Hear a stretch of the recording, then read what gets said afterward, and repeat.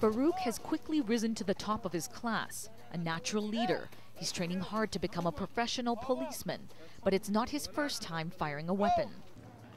And he lost two tooth. Farouk was shot by the Taliban 5 times.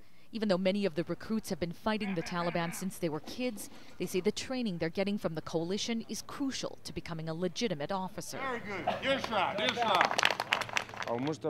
We're so happy that Canada and NATO are teaching us, says Farouk. What they lack in discipline and skill, they make up for in heart, determined to please their instructors, made up of military police from Canada and the U.S. Army. While some of the training, like riot control, is similar to back home, the rest would never be part of basic training in our country. Stay as low to the ground as possible. Yeah? The Afghans are learning how to locate mines and explosives. Time, that's the big problem.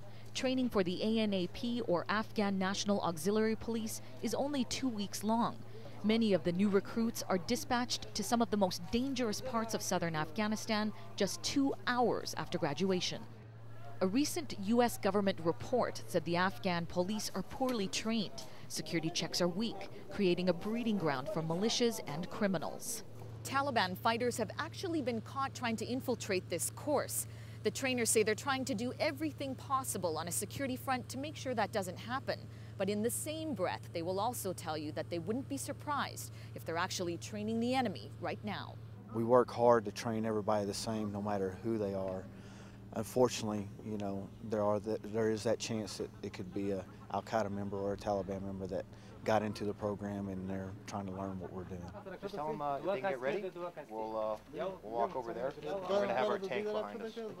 Not everyone can just sign up for the ANAP. A recruit must receive a recommendation from 2 elders from his village. Regardless, Afghans tell us they're scared of the police. We obviously heard the same things, you know, extorting money from checkpoints along highways and things like that. And whenever there are stories like that, that obviously doesn't help their legitimacy. And since we're working hand in hand with them as allies, that doesn't help either.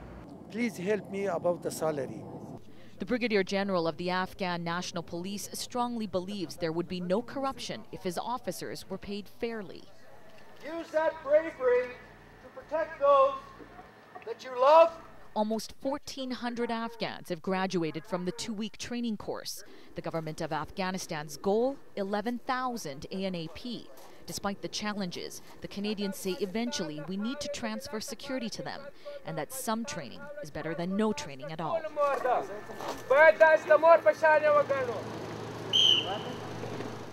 In Kandahar province, this is Global National's Rumina Dea reporting.